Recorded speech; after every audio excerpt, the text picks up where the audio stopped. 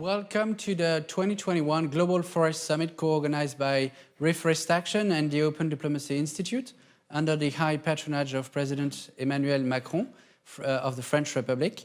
We are now entering our third session to discuss the issue of forests and health.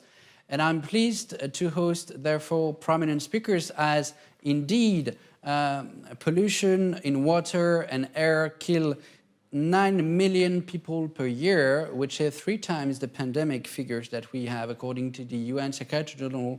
And in that sense, preventing health problems,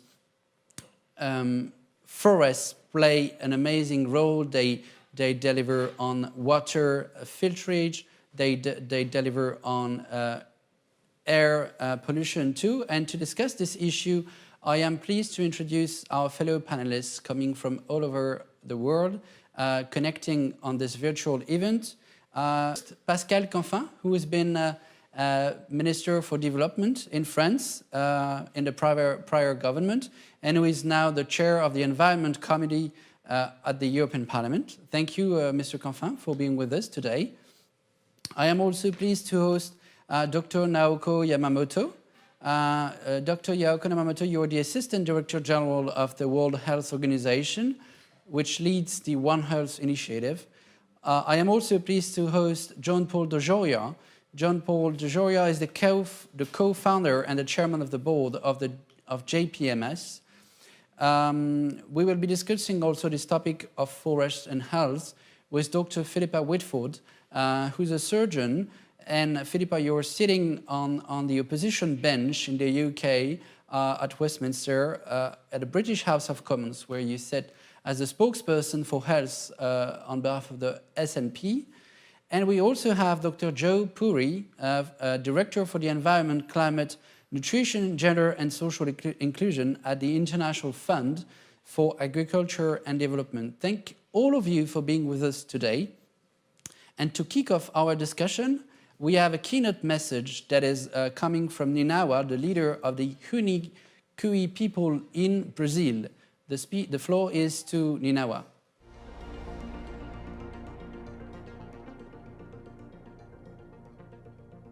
No Brasil, nós vivenciamos um momento de muita ameaça, um momento muito perigoso.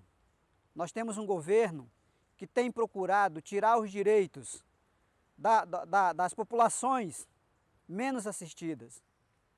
Povos indígenas, comunidades tradicionais, quilombolas, mulheres, deficientes. Todas essas pessoas têm sofrido uma grande ameaça. Entre elas, com a grande destruição da Amazônia, tem se ampliado o problema de saúde. O problema mundial, um dos maiores problemas mundial que afeta a saúde da população são as mudanças climáticas. Por motivo da destruição amazônica, seja no Brasil, seja na Colômbia, no Equador, na Venezuela, na Amazônia Legal. Da mesma maneira acontece na Amazônia Africana, em todas as outras Amazônias. Nós estamos passando hoje por uma grande pandemia causada pelo coronavírus, que tem levado a óbito centenas e milhares de pessoas no mundo inteiro. Nos povos indígenas não tem sido diferente. Milhares de povos indígenas na Amazônia têm ido a óbito. E outros tipos de enfermidade, com essa destruição da Amazônia, tem também surgido dentro do nosso povo, como câncer, pedra de vesícula, hepatites, grandes problemas graves de enfermidades que têm acometido dentro das nossas comunidades.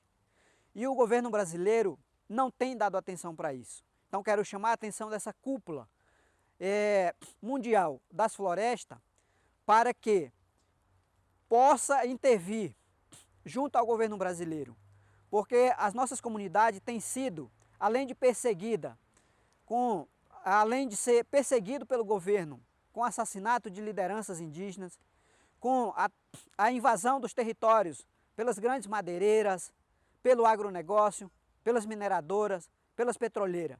E o governo tem feito vista grossa junto das nossas comunidades com esse problema. Liderança tem sido perseguida na Amazônia por falar a verdade, por denunciar. E nesse momento de pandemia, o governo brasileiro tem abandonado as comunidades indígenas.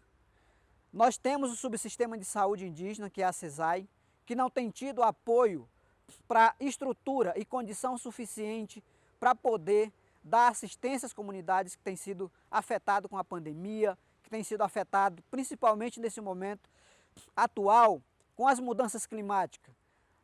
Aqui no estado do Acre, em muitas partes da região amazônica, tem comunidades inteiras foram inundadas pelas enchentes dos rios, perdendo todos os seus bens, principalmente a sua produção, que é o alimento. Comunidades inteiras que perderam 100% sua produção, que vão ficar à mercê da sorte, sem ter a assistência, sem ter de onde tirar o pão de cada dia para sustentar suas famílias, perderam suas residências, seus utensílios, seus animais domésticos, e passamos por um momento gravíssimo com essa mudança climática, que é essa grande enchente que nós estamos vivenciando hoje. Então queremos chamar a atenção também e a solidariedade de todos os apoiadores dessa cúpula da floresta amazônica, de defensores da floresta amazônica. É preciso ouvir de perto os povos indígenas. É preciso vir às comunidades indígenas para poder acompanhar de perto o que está acontecendo nos últimos tempos aqui na região amazônica. Queria fazer uma sugestão ao Parlamento Europeu. Se você acha que a destruição da Amazônia é um problema para a humanidade, para o mundo inteiro, se você acha que a destruição na Amazônia vai impactar na Europa, quero fazer uma proposta. Que o Parlamento Europeu crie uma comissão ou crie um grupo de trabalho ligado diretamente com os povos indígenas da Amazônia para discutir as possíveis soluções de preservação na Amazônia. Fazer essa ligação direta com os povos indígenas. Nós estamos à disposição para poder somar num diálogo e encontrar uma solução junta. Se você acha que é importante criar um grupo de trabalho, criar um parlamento misto na Europa, com povos indígenas, juventude e o parlamento, para discutir essas soluções, eu deixo essa proposta para que vocês analisem com carinho e que nós possamos discutir problemas que têm impactado diretamente as nossas comunidades, como, por exemplo, o acordo do Mercosul. O acordo do Mercosul é muito importante para algumas ações, porém, não é a forma correta da maneira que está acontecendo hoje. Os investimentos europeus têm impactado diretamente as nossas comunidades, têm impactado diretamente, até possivelmente, com morte, com contaminação, com a destruição. É muito importante que nós possamos discutir o investimento da Europa na região amazônica, um investimento que possa servir de um bem comum para toda a humanidade.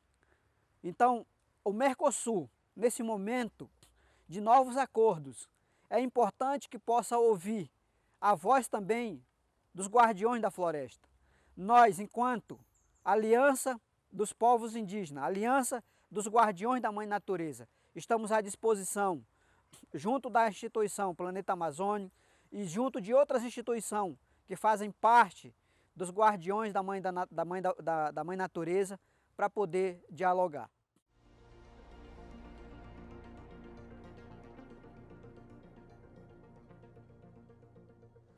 Well, this is the keynote message that we received from Ninawa last night to address our audience and share his testimony as an indigenous leader from the Hunicui people in Brazil. There are many different messages that we will have to address in this conversation, and I'm happy to see everyone connected fully to this conversation. There is an important question that was directly addressed to Pascal Canfin as the chair of the Environment Committee in the European Parliament. We will get to this question in the round of our conversation, but let's start with the key basics. Deforestation means a danger for health stricto sensu. That means preventing us from fighting pollution first and foremost. And to understand this issue, I'd like to turn to Dr. Naoko Yamamoto from the WHO to explain us on how health help us in protecting health and preventing pollution itself. Thank you, moderator. Thank you very much. First of all, thank you, organizer, to inviting me and WHO to this very important summit and giving me the opportunity to join this, how can I say, dimensional discussion. I'm so exciting. So when we talk about health and forest, first of all, forests clean the air we breathe and absorb the emission from our atmospheres and prevent the climate warming, as we know that. And the forests provide us clean water to drink and food. So forests feed us and shelter us and support livelihoods. And the forests reduce stress and enhance psychological and mental health and mental well-being. And it stimulates our species and inspire our culture and values. In my home country, I come from Japan, so we call doctor prescribe shinrin-yoku, which means which is a prescription to time spent in forests to improve well-being and mental health. So when we talk about pollution, nearly 1 to 4 of all global deaths are linked to the environment, about 13.7 million deaths per year. Currently, over 7 million people a year die from exposure to air pollution. It is 1 in 8 of all deaths. It's largely the cause of the cancer, lung cancer, and stroke, heart diseases, chronic pulmonary diseases, and acute respiratory infections. And over 90% of people breathe outdoor air with pollution level exceed WHO air quality guideline. And pediatricians linked poor air quality to stunted growth and slower cognitive development in children. So now it is now understood that the scale of deforestation, specifically for agriculture, is one of the leading direct or indirect driver of poor health and well-being in humans and animals and our planet today. So let me touch upon a little bit what WHO is doing for the prevention very quickly. First, WHO create, as you know, WHO is normative organization. So WHO create and provide evidence-based guidelines and guidance for the member state to prevent pollution and address health and well-being.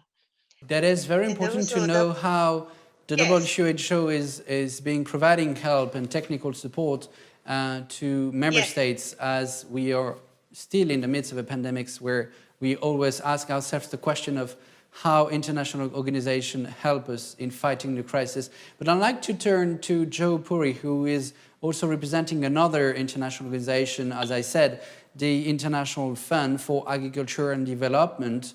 Ninawa told us about the fact that forest and land management is not only a pollution issue, it's also an agriculture issue that brings some danger for food security itself. Joe, you're working on this at the IFAD. Could you tell us more about the dangers on food security of deforestation?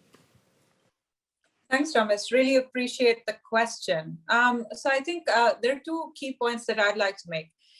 First, following on from my WHO colleague, really important to recognize that smallholder farmers especially, which is essentially the niche area within which IFAD works, are really the providers of a large part of our overall global supply system.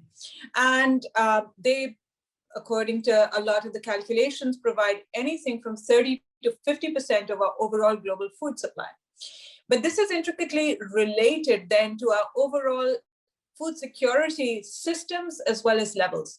And the reason that is that nourishment is really a function of food, but not just the amount of food, but also the quality of food, as I think everyone well recognizes. So on one side, there are smallholder farmers who are by definition small. So they are cultivating anything from 1 to 5 hectares of land. They're producing anything from 1/3 to half of the overall global food supply. But they are also far more vulnerable to any kind of uncertainty, including climate shocks and other non-climatic shocks as well. And what we are seeing is that there's an extension of the extensive frontier. So which means that of our agricultural land, which means that we are forcing forests into smaller and smaller spaces. What we are doing is that we are reducing the amount of spaces that we have for forests. That's pretty clear.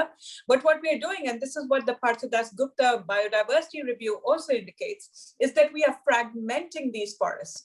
Fragmenting forests means that we are making a biodiversity inventory in the world not just squeezed in, but we are actually decimating it because biodiversity cannot survive on smaller and smaller plots of land.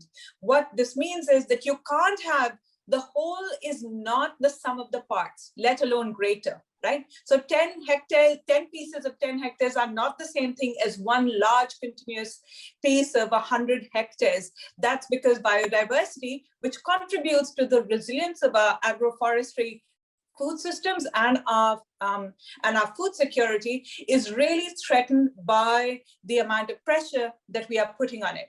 And that's really the space that we are coming in, that EFAD is coming in. It is really directing its efforts at small-scale producers who are vulnerable, not just to climate shocks, but to many other shocks. But we are also directing our efforts through payment for ecosystem services and ecosystems overall, as well as biodiversity, to ensuring that we are not fragmenting these systems as we go along, so that our food supply systems as well as our consumption systems stay robust. Thanks very much. That's very clear, and indeed, as you said, it's a mass issue, and we are losing every year now the surface of Ireland in terms at the global scale of forests, which means it is getting increasingly crazy, and the UN points out that there is 100 million hectares of forest already at risk, at immediate risks, as we go forward, which is putting the emphasis on the importance of this topic. If we keep running this idea that forests play a direct role for our health, stricto sensu, there is indeed another aspect that I like to discuss with Philippa Whitford, Dr. Philippa Whitford, I would say. Philippa, you are a breast cancer surgeon yourself, and as Naoko pointed out, air pollution is also increasing the risk of cancer. So you perfectly know this issue on top of the fact that you're at the legislation side of the UK public service. This has another impact for the medical research that prevents progress for health policy. Could you tell us more about how you envision this problem?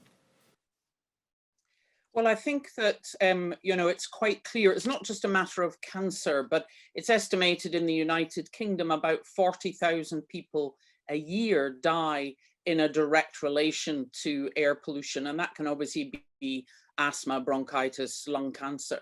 And the problem is, because it is diffuse, we have a tendency to just keep letting it run. So, as was touched on by the earlier speakers, the biggest impact on health is climate change, is drought and floods and land erosion. And we see it in the pandemic that we have at the moment, in that we have this pressure, as Joe was talking about, on animal habitats that increases the risk of zoonosis and pandemics. But one of the problems about only looking at lung cancer or only looking at one system is, to be honest, that's where most of us in the medical profession have been stuck. We focus too much on illness and not enough on health. Whereas in actual fact, if you look at what gives people health, and in the sense of well-being, a holistic approach, so the physical, mental, social, and environmental well-being of all the people we're responsible for, we need to take a much wider picture.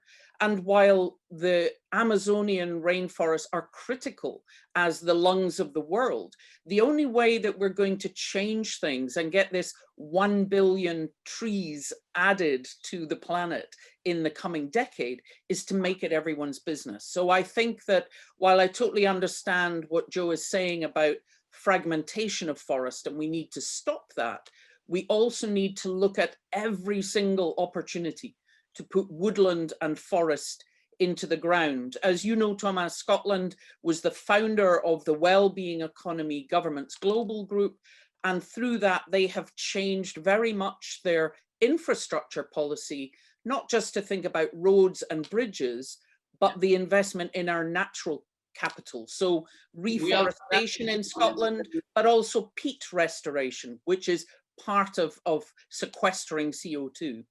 Now about to zoom about this specific approach, holistic approach of well-being that Ninawa, as a member of the Guardian of Mother Earth Alliance, told us about and listened to. We will specifically discuss this aspect, but before we get there, if I remain in the era of health issues directly, the product that we have, the services that we have, they also rely directly on the health of nature. And I'd like to turn to John Paul de Joya, the chairman of JPMS and its co-founder. You run a business that is directly biodiversity driven, and you need healthy nature for healthy products. How do you make sure that deforestation doesn't prevent you from doing your business? Of course, we live in a world of illusion. You see something and you think it's real. Sometimes it is, and sometimes it's not. There is a way to do this with commerce involved that really works. In fact, Chief Ninawa would be very happy to know that on behalf of all the hairdressers and barbers throughout the world, Paul Mitchell started buying thousands of acres of land on the border of Peru and Brazil to be able to get this land and give it back to indigenous people so it won't be forested. But it's very important to know the cycle. For example, at Paul Mitchell with our tea tree product line that's sold in barbershops and salons, the better ones throughout the world, we have a complete system set up where, number one, it has medicinal properties in it. We use it in hair care, but medicinal properties amazing. In fact, I know the military for many, many years here in Australia had tea tree oil in their bag. Something went wrong, tea tree oil, you got a bite by a mosquito, a bite of it. Unbelievable. So we are probably the largest importers of tea tree oil in the world for Paul Mitchell products. However, we make it carbon neutral. We take everything from the time a truck is going out there to pick the leaves, to the time it's processed, to the time it's delivered to the United States, to the time it gets in trucks and goes out, and plant enough trees to completely offset it. But more important, we have to have this and keep the trees going, or there's no more tea tree product line. And it's a multi tens of $1 million product line for us. So by making everything carbon neutral, it makes the fact that we have it, we're taking care of the environment, but keeping the tea trees alive in the economy there. We made a big step here. We've always been into stopping reforestation. By God, let's get rid of plastics, and we could go on and on. We made a big move, and we're doing it throughout the world. And remember this, if you're in the top beauty salons and barber salons throughout the world, like Paul Mitchell Hair Care is, these people speak to the majority of everyone listening, goes to a salon or a barbershop every now and then. So for them, we created what we call the super green product line. It's called just Super Duper Green. It's very, very healthy. It's our super clean product line. It's called Super Clean. We found a way to stop deforestation in many ways in Brazil, but to use what they have already in their commodity, shall we say, platform or something to pick from to do it. We've come up with, through Clean Beauty at Paul Mitchell, packaging that does not come from oil and gas. The packaging comes 95% of it from the new one, and that's from all the sugarcane out there. So our packaging, we've just made the big step, is now in the sugarcane, which means that if we now use more of sugarcane and hemp and things of this nature, it's less of the forest, and we keep it going. I think the biggest thing we want to get across to everybody, whether it's in business, in commerce, or just in general life, when the forest goes, so does mankind. We cannot exist without it. So what we have done is found various ways to use the forest, substitute for it. Where we have to use the forest, make sure it's going on continuously and nothing is stopped it along the way. Very, very important. Other businesses can do the same. Where do you get your raw material from? How do you keep that going? What can you pitch in out of your profits to make sure it's going and to clean the environment? We're not just cleaning the environment for ourselves right now. We've been brought to a planet called Earth. We all started out here with nothing. We have to pay a little bit rent to be here and maybe make this planet a little better off than it was before we even got here. It's paying rent. It's everyone's obligation to do something to save Mother Earth. We're destroying it in the name of money. Hey, good show, guys down there that are destroying the rainforest. What's going to happen to your grandchildren, great-grandchildren? Are you going to leave a legacy about it? Hey, I destroyed this world for you and just made it suck. Or are you going to leave one where we, our company and our people, saw that illusion, we did something about it. And that's what we're doing, and we encourage many companies to do the same. Yeah, thank you, John Paul. That's very important point that you made, that carbon compensation through reforestation is only a small piece of the issue. It's much bigger than this. It's first about protection of existing nature, conservation of forest, and as well as restoration of forests, which brings me to the second chapter of our discussion that is about health. I'd like to have a bigger vision of the health policy issue. Deforestation brings a bigger danger than we think. And I'd like to turn back to Dr. Naoko Yamamoto from WHO. You've been running the One Health initiative since last November to prevent the bigger risks of zoonosis that increases the frequency and violence of pandemics. Could you tell us more? We are in the midst of the COVID-19 crisis. We're not getting to the end of this crisis. What deforestation needs to be understood as what the risk could be bigger next time? Thank you for asking this question. The COVID-19 pandemic brought us the very close relationship existing between human, animal, and environment. Our experience is huge. As WHO loves numbers, so let me share the number. In fact, nearly 1 in 3 outbreaks of new and emerging diseases are linked with land use change, including deforestation. The zoonotic diseases like COVID-19 make up 75% of all emerging or re-emerging health hazards facing human in the last 20 years. And 60% of new infectious diseases that emerging from people originated from the forest-dwelling animals. It's like including HIV/AIDS or Ebola or SARS. So that is why we understand One Health is like a work for the interface balance between human, animal, and planet health. It's a crucial. It is the issue of the human security, health security, and human security issues. And also, we all know that the big impact of the COVID-19. So we need to continue to, to stop the invade the fragile ecosystem, and we need to keep the planet healthy.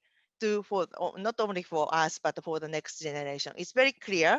And I heard several previous speakers say that it's exactly what we are doing for the SDG, for the Agenda 2030. So so all issues is very closely linked together. That's right.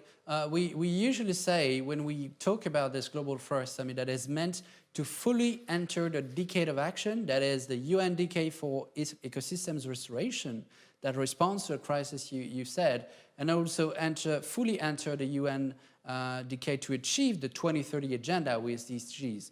And to get there, we don't need to keep going the same road as we had with the SDG adopted 5 years ago. We have learned so much more since that moment, including during this pandemic. That's why I'm turning to Pascal Canfin, who is now the chair of the Environment Committee at the European Parliament. We will discuss the international trade issues and Mercosur aspects that Ninawa has raised in the keynote speech he made. But I'm asking now, as you're working on the root causes of the environmental crisis that can project us in a more dangerous world for health, how does the EU anticipate on next pandemics based on the analysis you can make from the European Parliament on the environmental crisis? Well, so good morning. I would say two things. The first one is that we are creating a new tools to have a better policy response at the European level regarding any further new pandemics. So we are creating the Union of Health. Actually, we haven't when we enter into this crisis a year ago. So that's for the policy response regarding the health issue. But of course, your point is about the deep cause and the root cause behind that. And behind that, as it was said, part of the problem and part of the causes are in the biodiversity loss field. So that's why what we have to push for and what we start implementing, first deciding and then implementing at the European level, is first to protect 30% of our land and on sea and the maritime land, maritime space and on land as protected areas, legally binding protected areas. Okay, so something which is not loose, I would say, but is really provide a right level of protection. And that's the second pillar, addressing the drivers of deforestation and the drivers of biodiversity loss. Because my deep conviction is that it's not only protecting 30% of the land that will be enough. Of course, we need to ensure this protection, but we need also to address the drivers. So that's why, and that will be my conclusion, we are the first in the world to work on a law on imported deforestation, precisely to stop products, commodities that have contributed to the deforestation of Amazonia and other forests in Africa or in Asia to come to the European market and making that the European consumers is, even if he or she does know that, they contribute to the deforestation of tropical forests. So we are the first having a law on this that will be proposed in June. It is very important that we discuss this global supply chain question that needs to be addressed when we want to seriously address the question of forest protection and restoration. But to get there, I'd like to ask another question to Joe Puri from the International Fund for Agriculture and Development. Pascal Canfin has made a strong point on nature protection. That's the rule of 30% of protected areas. It means also helping us adapting to climate change, because we can't adapt to climate change and a climate crisis without natural resources and specifically forests. Could you let us know about what IFAD does and knows about this issue? Thanks, Thomas. Yeah, I'd like to talk about two things. One is that we actually, as IFAD, as an institution, has recognized the salience of this problem, and quite urgently, and I have to say this without malice towards any other organization that gets represented here, but also globally, has sort of shifted the timeline for its own self in terms of its own commitments. So, for example, 90% of all our investments aim to include activities that build climate-related adaptive capacity across multiple dimensions in its investments, right? So that's one. We have the world's largest adaptation for smallholder farmers program in the form of ASAP Plus, which has had investments of approximately $350 million till now. And we are looking forward to this program going into its next incarnation for about $500 million, so $500 million in its next incarnation, which is directed at building exactly the sort of things that my colleagues on this panel have been talking about: community forestry, agroforestry, reforestation, sustainable forest management, recognizing that there is a greater danger of this vulnerability with zoonosis, with climate change, targeted climate change originating vulnerability and uncertainty, and recognizing as well that there is a big opportunity in terms of agroecological approaches being adopted to then restore a lot of the currently degraded ecosystems. So that's the first point I want to make. The second point I want to make is really NEPAD's own recognition of Indigenous people as key partners in development. And I say this both as a recognition of the fact that Indigenous people, because they traditionally tend to be marginalized and not as empowered, so as a key stakeholder for EFAD, but also to recognize in a very beneficial way for the entire world, I think, recognizing that a lot of the practices, a lot of the underutilized species, a lot of the unrecognized species and food system practices that Indigenous peoples communities who nurture 80% of the world's cultural and biological diversity and occupy 1/5 of the world's overall land surface are contributing by themselves to the globe's resilience.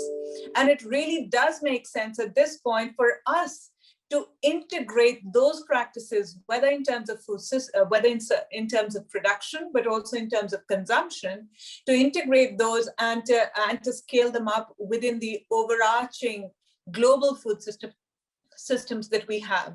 So in this context, for example, we have also a funding facility, so where EFAD puts its money, where its mouth is, essentially which is an innovative funding instrument that also works very closely with the Adaptation for Smallholder Farmers, so the ASAP program.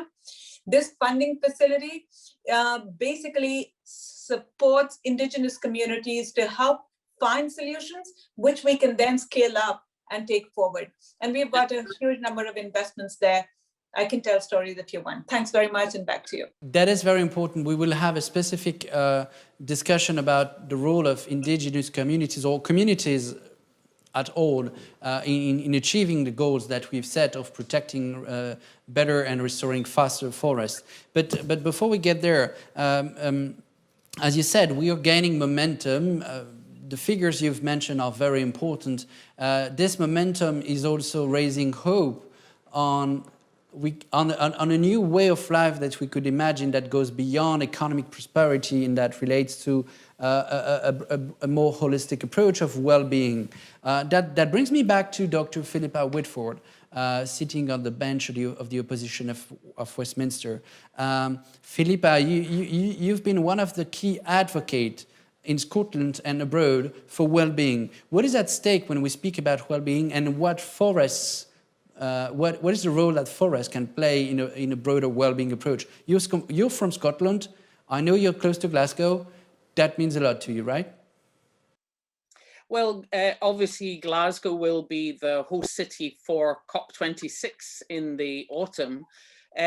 But also, if we look back in Glasgow in the 19th century, when Glasgow was growing from a very small town into a massive Victorian city, the people in charge at the time thought about green spaces and woodlands. So actually, from the point of view of parks, Glasgow has always been known as having a very high ratio of parks per head of population. And one of the policies at the moment in Glasgow is that they want to actually be increasing by about 12% their woodland, new woodland, over the coming decade within the Glasgow area. And while I totally recognize the need for protecting the Amazon, we need to bring forests to people so that everybody cares about this. Now, during COVID, people have appreciated getting out of their houses, going for a walk, going to a park. And so I think, COVID has stopped our economy and stopped our society.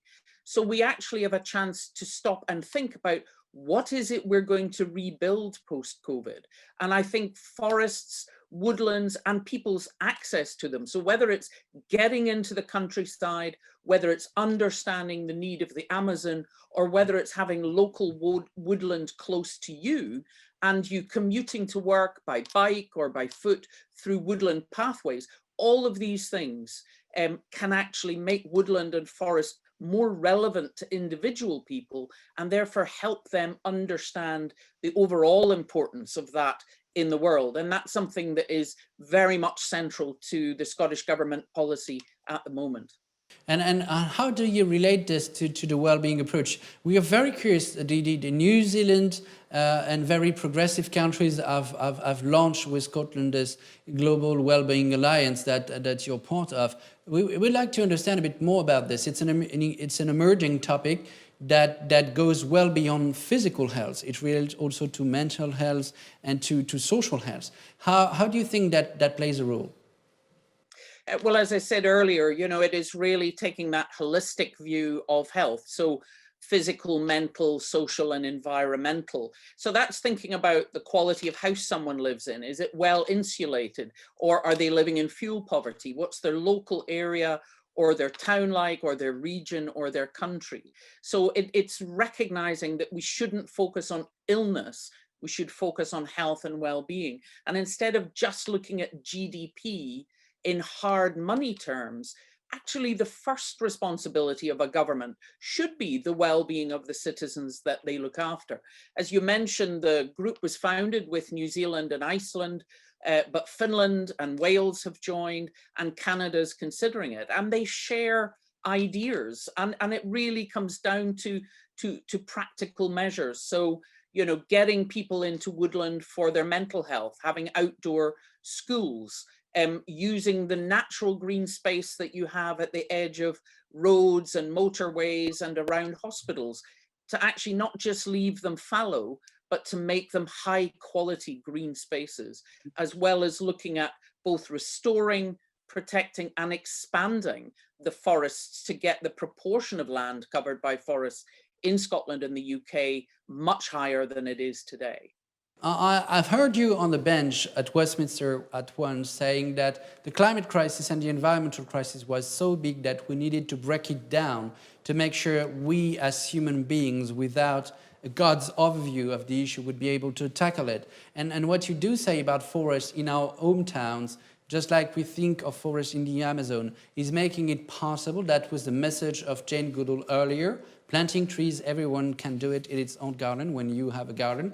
And that experience to trees in your own surroundings is also what made John Paul de Joya so sensible to this issue. I know, John Paul, you've been committing to forest protection and restoration based on your teenager experience in your hometown. Could you tell us more about the way it came up and what it did change in your approach to cities?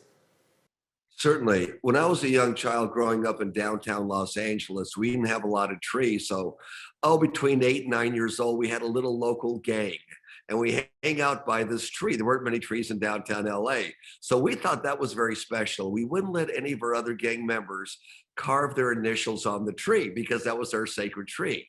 Well, we underprivileged kids had the opportunity to go with the Variety Boys Club up to the mountains for a 5-day vacation. Well, we were blown away. We're from the cement city. We go up there and all of a sudden they're teaching us about trees, how to braid pine cones. I mean, the most amazing things. We thought that was the most special, coolest thing on the planet. One, it's trees. We got to be there and have fun. And it was much more fun than being in the city. So at a very young age, even being underprivileged as they thought, we were really privileged. We got to be right next to nature and feel nature. And that had a lasting effect on me. So I know in another segment, we're to cover commerce and we're to cover how to have an industry to save these trees also. But that was the start in somebody's thinking. In other words, why are these trees important? How much fun are they? And how do you appreciate them, not even realizing what's going to go on in the future, but you knew how much fun it was for you. And I look forward to picking this up when we get to the part about changing a community with trees and with commerce. Yeah.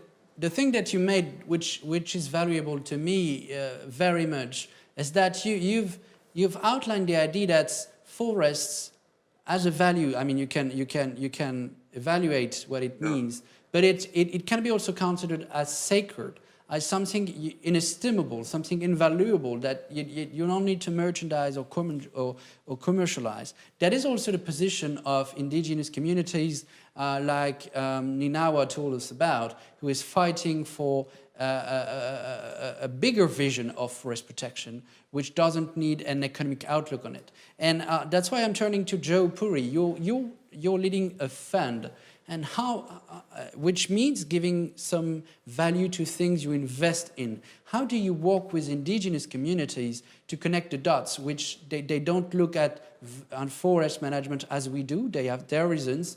It's sometimes difficult in the international organizations vocabulary to accept this. How do you make it work with indigenous communities, which have a say, just like social communities in Scotland, in Los Angeles, do have a say on forests at home?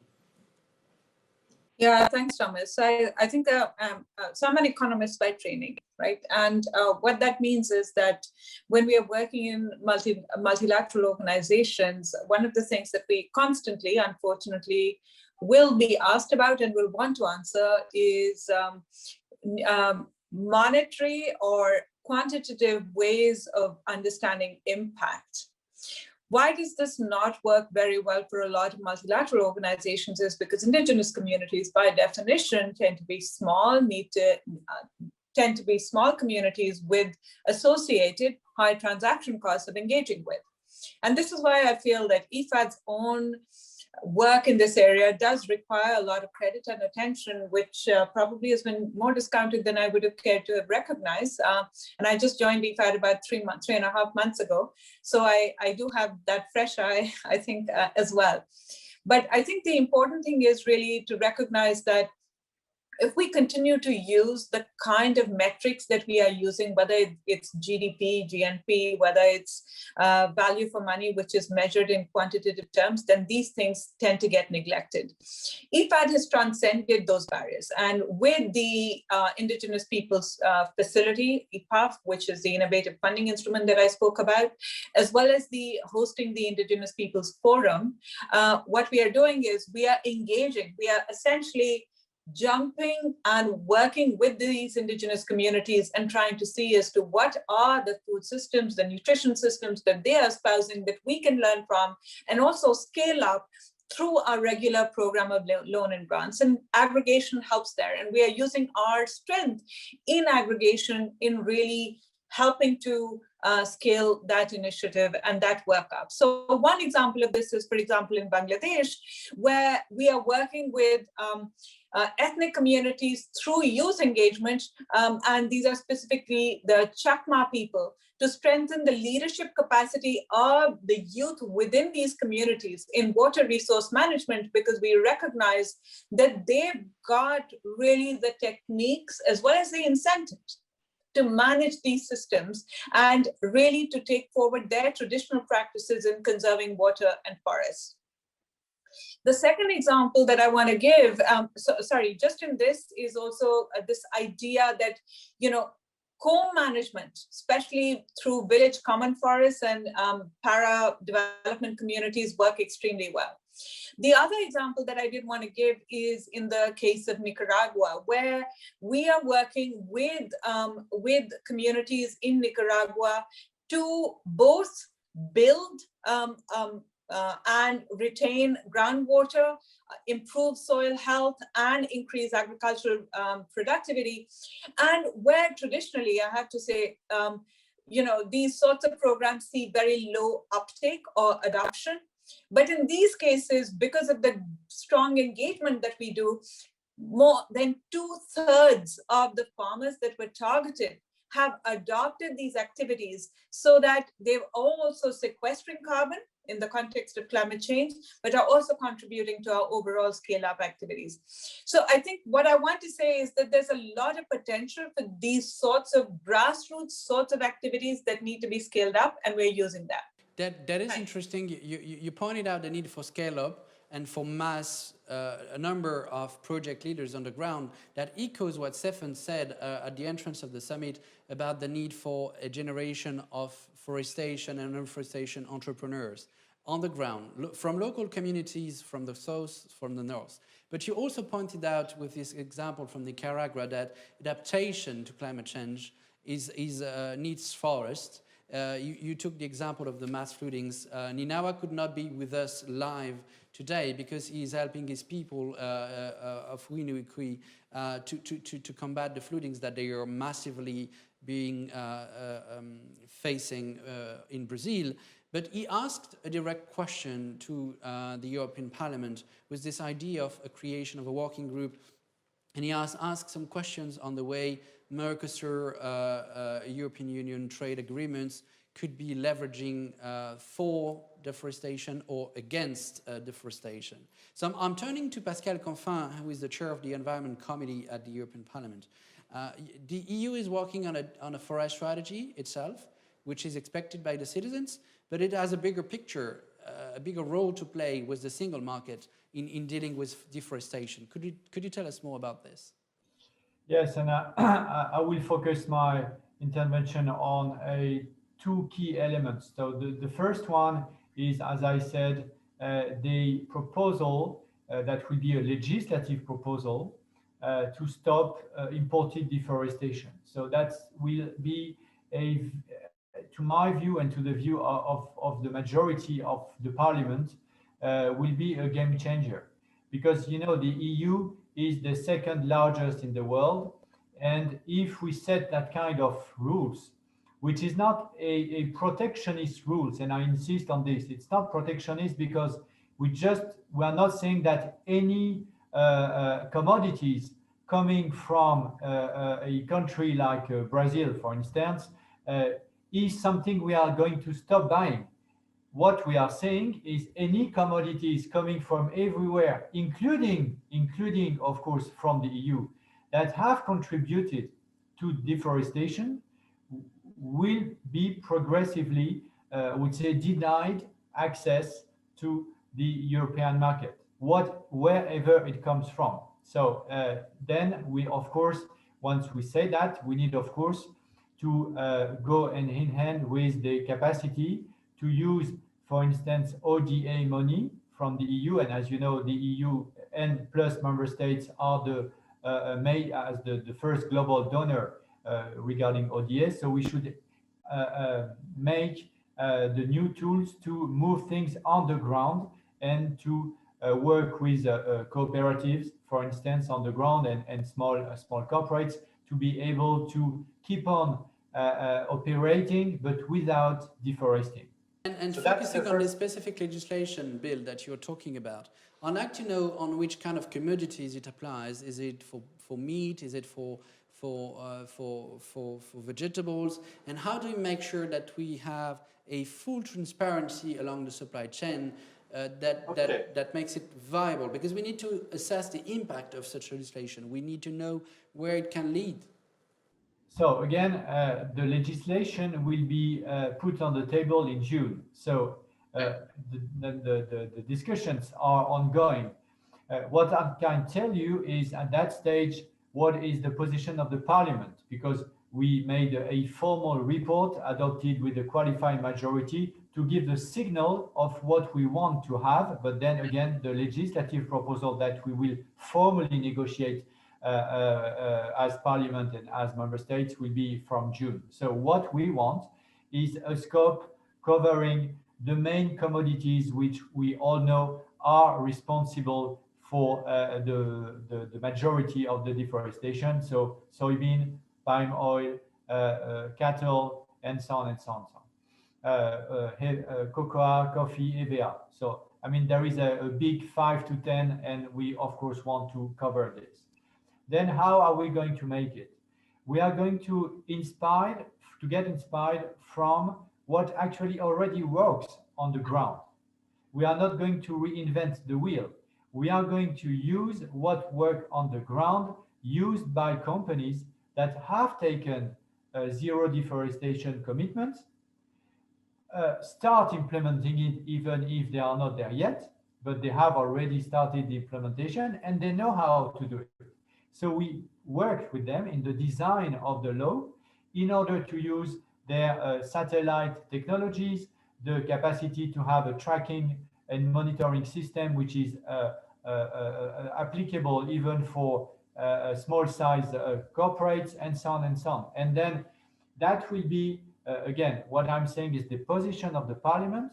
What we want for is an ex ante control, not an ex post control, but an ex ante control, saying, okay, if you want to import this commodity or to export this commodity to the EU market, when entering the EU market, you have to make sure that you have the certificate, I would say, that would allow us, when I say us, is the people operating at the border of the single market, to control the fact that it's a D-free commodity and you haven't contributed to the deforestation. So one issue, for instance, is what we call, and you all know that, the cutoff date. When are we going to get back, and how long are we going to get back? So that's the kind of issues that are still under negotiation, but I can tell you that we are serious about it. That is something that I'm sure the European Commissioner for the Environment, Virginie Sinkevicius, will also address in the closing panel today. And I'm sure that these international trade issues that could be very hard with ex-ante control are reasoning very much in the ears of Philippa Whitford, which constituency is now experiencing the difficulty of exporting lobsters to the EU single market. We've been talking a lot about that since Brexit, but that is exactly the power of international trade. And to make it happen, we need to look in detail all along the supply chain of commodities that come from anywhere to where we want to have this ambition. Joe, you're also working on addressing this issue along supply chains and helping local communities to adapt to these new risks for their own economies. Could you tell us more about this approach that you have at IFAD? Yes, thanks very much, Thomas. So we work, as you noted as well, that we work in the rural small-scale farmer space, right? And here, again, there's the very familiar problem of aggregation. That is, there are not sufficient economies of scale to otherwise for large organizations to really work at the intersection of small rural spaces and farm production as well as consumption. So with our work in the private sector and with the private sector, what we are doing is two things. One, we are targeting small-scale producers who are then aggregated to then and working on both creating as well as sustaining value chains. So we identify value chains that have potential for market, and we come in with both grants and loans, which essentially means that we are able to work very closely with governments as well as with non-sovereign agencies to impress upon them both the profitability of this work, because there is the economies of scale from aggregation, as well as the high potential of accessing markets, because we are able to create that value through our work on value chains, well-identified value chains that we both shape and sustain while strengthening. So that's on one side, which is essentially accessing and creating market access. But the other part of this is also on the nutrition side, because this is the nutrition double dividend, right? As you build rural incomes, you're also able to not just focus on small-scale producers as producers, but also as consumers, and you're able to then help them diversify into different areas and ensure a far more nutritious diet, which then has far-ranging economy-wide repercussions. So this is essentially done through our private sector work and through our ASAP work as well. Thanks very much. That is very clear, and it relates to what Mr. Confin said earlier on the need to inspire from best practices that already exist on the ground and to get inspiration for corporate leadership. John-Paul de Joria, I'm turning back to you. You've been investing and committing JPMS with strong leadership in achieving those goals. Do you also take part to working groups that inspire legislation on fighting deforestation through importation? You've been speaking about what you personally did at the frontier of, at the border of Peru and Brazil, but how does your corporation take the lead and can inspire those businesses who listen to us on the way they can achieve this along supply chains? You betcha. Let's talk about the economy of joy and the economy of finance. I mentioned earlier that I lived in downtown Los Angeles as a young boy who had a special tree. We went up to the forest. Well, I live in Austin, Texas right now. But when I heard a couple of years ago that the forests were burning in Southern California, big fires are all over the state of California, and Reforest Action said, hey, let's go plant some trees. I got on an airplane, went out there with some of the other staff from Paul Mitchell, got on my hands and knees and started planting trees. Those were the same mountains I was in before when I was a little kid. There was great joy. I was walking on water almost when I walked away from that. Planting trees, getting your hand in the ground, great joy. Others that worked with me from Paul Mitchell that maybe didn't have the same experience had great joy doing it. Now, when we look at the world and economies, how do we get great joy? But how do we make something sustain itself and create an environment of income? For example, on the Peruvian border down there around that area, of course, with the help of Forest Action, we have planted a lot of lemon trees to give them an economy. The lemon trees are beautiful. They're trees. They can pick them, sell the whole lemon. We can help teach them how to take the lemon peel and how to dry it in the sun there and have packaging and production. But a bigger one, I think, that is very, very exciting is what we're doing with Forest Action in Haiti.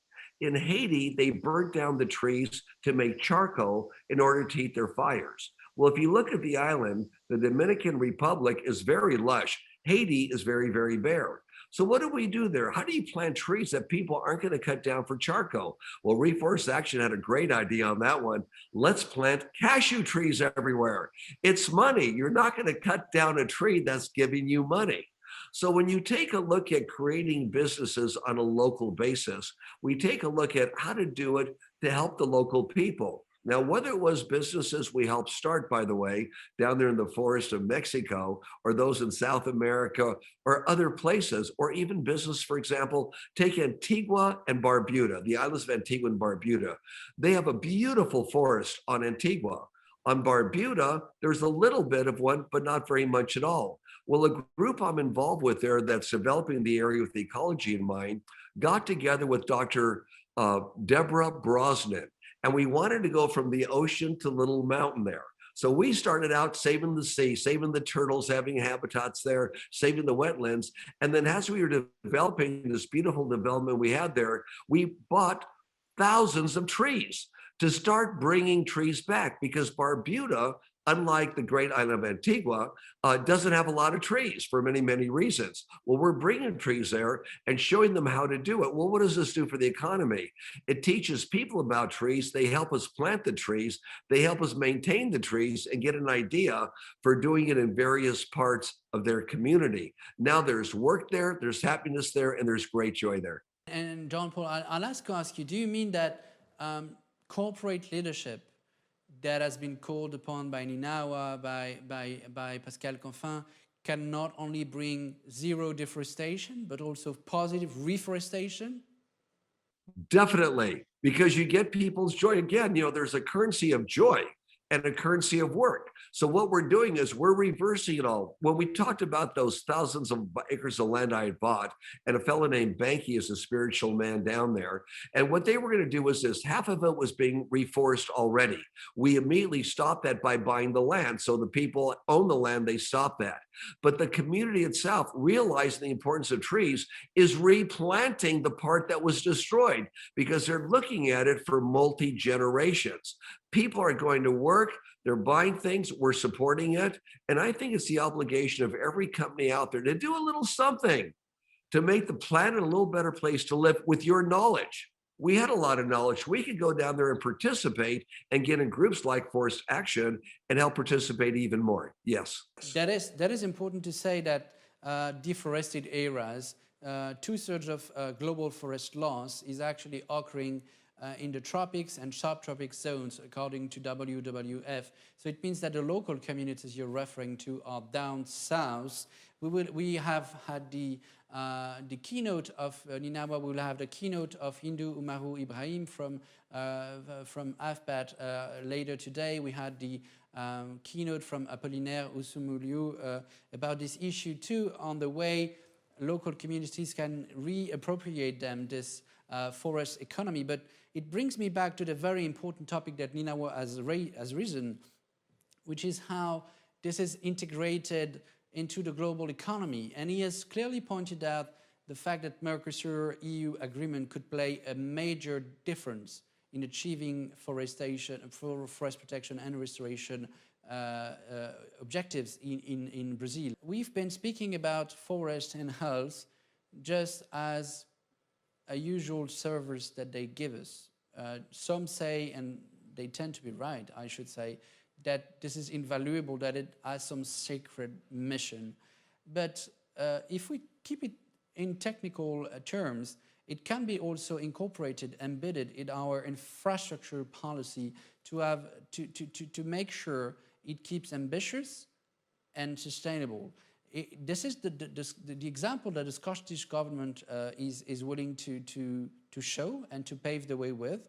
Philippa, could you tell us a bit more on the way they integrated this forest policy into their infrastructure policy and why? Well, the Scottish government have only had full control over forest planting and the forest industry in Scotland for the last couple of years, but they have doubled the planting of new woodland and forest in that time, and have planted about 22 million trees per year. And that's a mixture of conifer and broadleaf, probably 2 to 1, conifer to broadleaf. And it is very much that there was this sudden recognition, as I say, that, you know, when we say the words infrastructure, which governments set money aside for, we have a tendency to think about something new we're going to build, and it tends to be a thing. It tends to be, you know, concrete and bricks and tarmac. So in actual fact, it's nearly always taking away nature. Now, Scotland is about 1/3 of the UK landmass. We have incredible mountains and lochs. We have a huge marine area. And as Pascal talked about earlier, we are now working towards protecting 30% of our marine area, but it's also to protect the land. And as Jean-Paul said, I think it's important that that becomes an economic benefit. So we have a major timber industry in Scotland. So as well as the new forests, it's also restocking. I mean, 80% of all the new trees planted in the UK have been planted in Scotland. And actually there's an even bigger amount that would be restocking forest. But it is also not just how many trees you plant, but where you plant them. In the 70s, when there was grants for planting trees, they have a tendency to just be planted anywhere, and actually often were planted on top of peat bog. And therefore we now know they released CO2 rather than sequestering it. So in Scotland, it is recognizing the amazing natural capital we have and realizing that if you want to keep it, if you want to grow it, and if you want to protect it, you have to invest in that in exactly the same way as you tend to invest in solid infrastructure. Thank you, Philippa. We will wrap up from here as we had a great overview of the issue. We've seen that forest protection and restoration goes way beyond offsetting our carbon emissions, which is the whole framework that we had since the Kyoto Protocol. It is about our health immediately stricto sensu, the air we breathe, the water we drink, and it's about our health in a disrupted world that goes with more pandemic risks and a need to adapt to climate change, which needs a paradigm shift.